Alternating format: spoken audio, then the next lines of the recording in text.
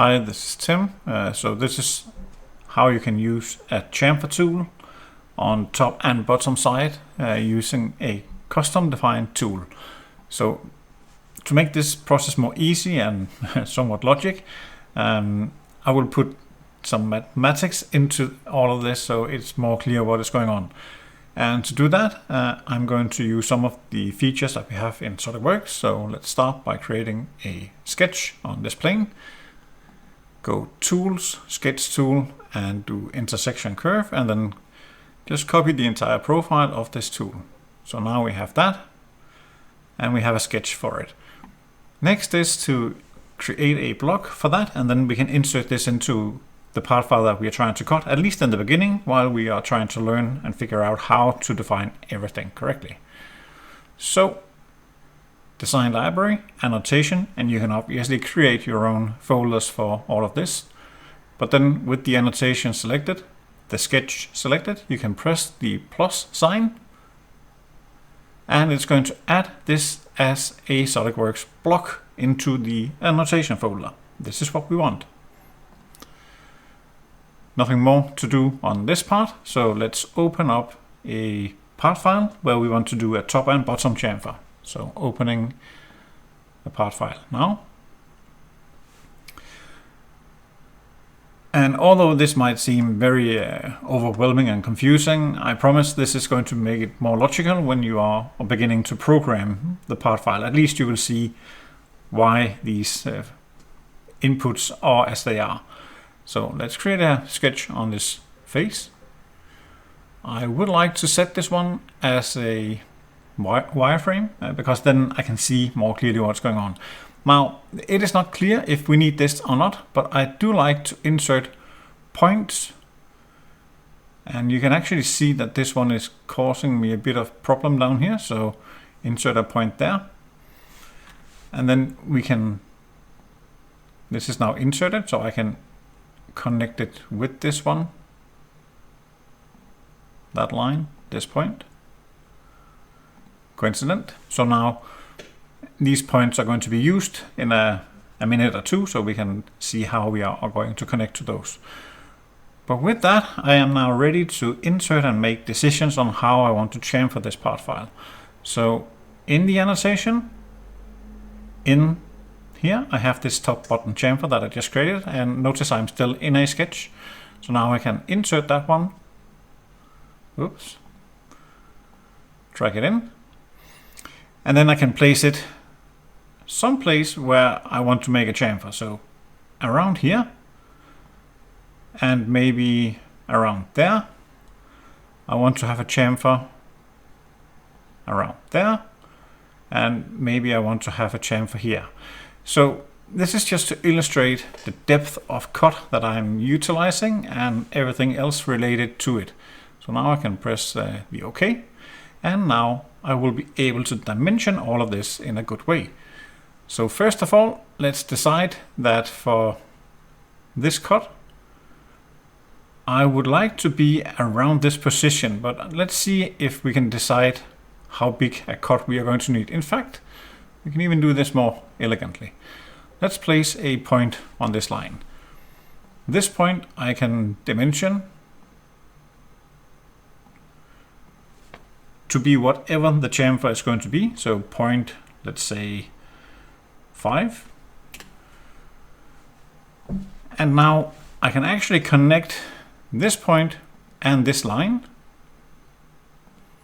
with each other and say, well, this is exactly the cut that I'm looking for, right? So now I'm getting a 0.5 millimeter chamfer. What about dimensions? I need to do some offsetting. So from the center of the tool and to the side of the tool, that is going to be, in this case, 5, 7, 2, 6. Let's do 5.7. This is going to kind of move the tool. I'm not sure if that was clear or not, but it's going to align the tool still on that edge. And now I do need to select the top face and this line because this is my depth of cut. And somehow this tool now got slanted. Let's see what happened for that. Let's make sure this is aligned correctly. Okay, so now this should work. So now that dimension is 5.1. So these are the two dimensions that I'm looking for creating this chamfer. Let me insert another chamfer. So I'm going to insert a point down here. Let us say that this is going to be a slightly larger chamfer. It could be 1 millimeter, 1.2 in fact. Let's do it like that.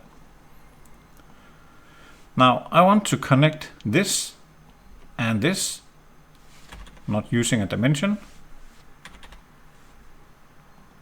So I'm selecting the line, then control selecting the point, release the control, and then make coincident. Let's make sure this is a vertical line. It still is. So now I need to define the dimensions as before. So from my center point to this side. So this is currently 4.418. Let's say that is 4.5. Tool is going to move and shift, so now I have a better value to type in. Now I also need to have a depth defined, so that would be from this one and down to this line. And we are in luck. Somehow that is exactly 9 millimeters. And this is a good dimension, so very nice for that. Same is true over here. Here we would like to run this. By the way, this has a chamfer modeled in, and the other one didn't, by the way. So I hope that is clear. Yeah, we can see that in a second. I can align this edge. So selecting the edge of the chamfer, control select this edge, release control, and then make collinear. And now, similar as before, I can select from the top and down to the bottom of my tool and say, well, this is currently 1.786. This is the depth that I placed it in. Let's say that we want to have that at 2 millimeters in depth. That should be okay. And now we need to understand how much side offset there is. So from that point to the center of the tool, that is 3.1. And you can actually right click to lock that dimension. Now it doesn't flip any place. So this is good. We now know how to chamfer that one.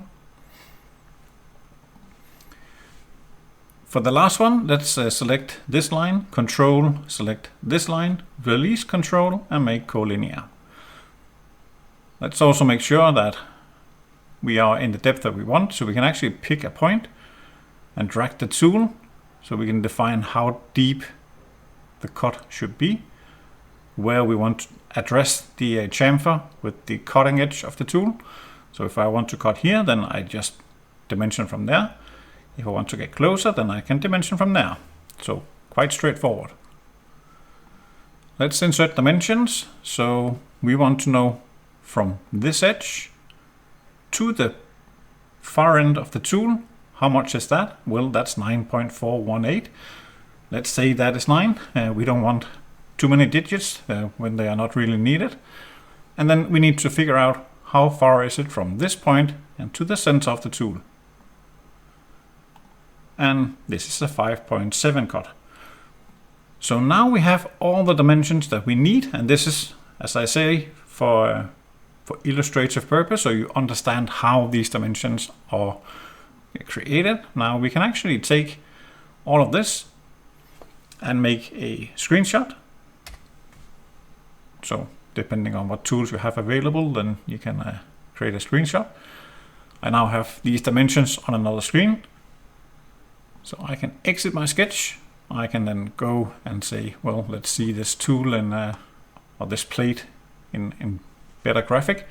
We can see this is model chamfer and it doesn't have chamfer over here. Let's go and program this one now. So I want to create a mill part setup coming in from this side. I don't need anything for it, so let's just manually program. First, let's do a 2.5 axis feature. Let's do the boss, the outside perimeter, and let's go for an end condition of something very small, because then it's more easy to define everything. 1000 is not a very deep cut, and we can probably be okay with a bit of incorrectness on these chamfers, so that would be it. We can also define, we can start with this one. So that's the 2.5 axis contour mill. Let us select the user defined tool and insert that. And then define what it needs to chamfer. So that would be the top edge in this case. And if we have the dimensions available, we can see that for this one we need to offset the side 5.7 and the depth 5.1. So these are the values that we are looking for. Let's do that. Side parameters 5.7 and then a depth of cut allowance on 5.1, and that is obviously negative because we already have a depth of cut of 0.01. So if we want to be really accurate, we could say 999. Actually, not 999. 099, right? And that would be the exact depth that we are looking for. So preview this, and we can see that it's using an offset. So we don't want to have that on this chamfer. We want to run this without compensation. So preview, and now we can actually go into the step through toolpath, and we can go next. Just go back one step, and we can orient normal to, and we can see that we are exactly on the graphic that we created before. So that is how this is working. And for some reason this tool has some ghost overlay. Let me just make sure that we get rid of that.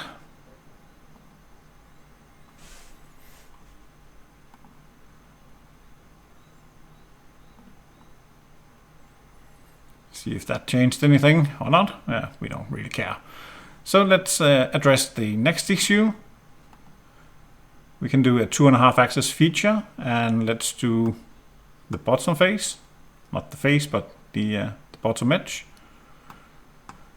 For the depth of cut, let's do again 0.001, just a very small portion because we don't really want to have a depth defined. Now we can do right click, 2.5 axis mill operation, contour mill.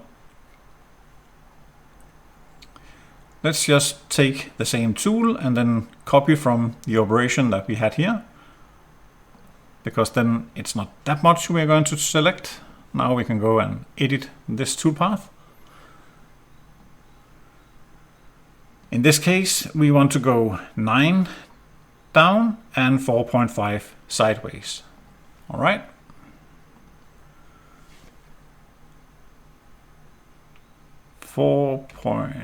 What did I say? 4.5 and 9. Okay, yeah. So 4.5 and 9. And preview. And in fact, we need to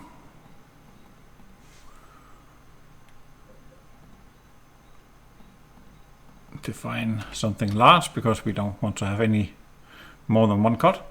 So again, we can go step through,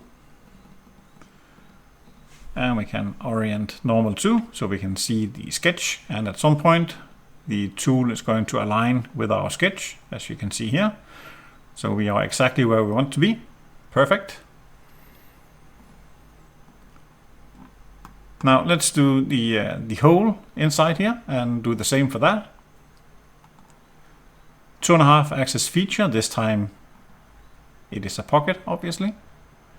We select the larger edge of this one.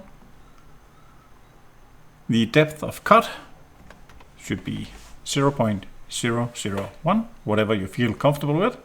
You can also say 1 millimeter and then adjust accordingly. But now we can do a contour. Let's copy from operation 2 because we made a change to the depth, and we can even say edit operation on creation. So we are going to edit the depth for this one anyway. So that's the top that we are looking at, and for the top we want to offset it 2 deep, 3.1 side. 3.1 to the side, 2 deep, preview, step through, let's orient normal 2 and go and have a look. So it doesn't always align with the sketch we have, but we can see that we are at the exact depth and the tool is traveling where we are looking for it to be. Let's see if we can step through and where it goes. Yeah, it actually goes quite nicely. So that is perfect. For the final one, let's go for that depth. We define a new feature. So on the bottom this time, 2.5 axis feature. We want to cut this edge with a depth of 0.001, whatever you feel comfortable with. And then we do a contour using our user-defined tool, taking from one of these, doesn't really matter, edit operation on creation, because we are going to change the dimensions anyway. This time 9 below, 5.7 side.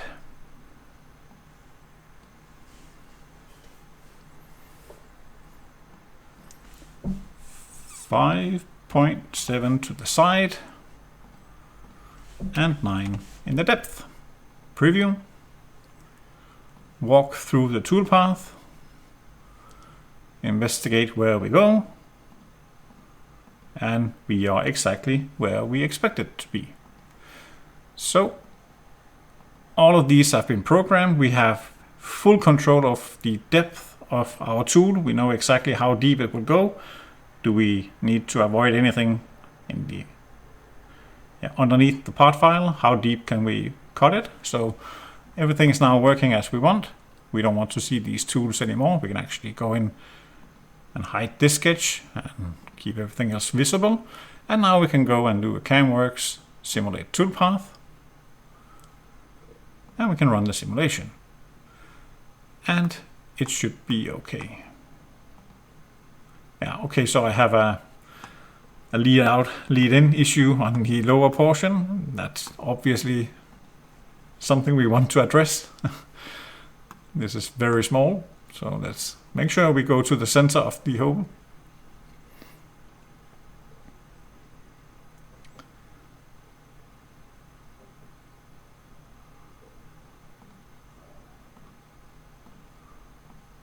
Like so. Now we are safe, and same was true for this one. Very small lead in, so let's make sure that we do not pull the tool straight to the part file. These are settings that I didn't realize was in my defaults, but anyway, it should be fine. So let's do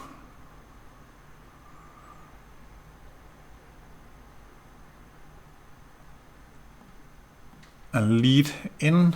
I don't recall the size of this, but let's say 10. That should be okay, and we should be good. So now we have collision-free toolpath. Let's simulate that and make sure. We can see that we have a large chamfer on the top, and there are chamfers on the bottom as well. I think that should be pretty clear what is going on then. Thank you for watching.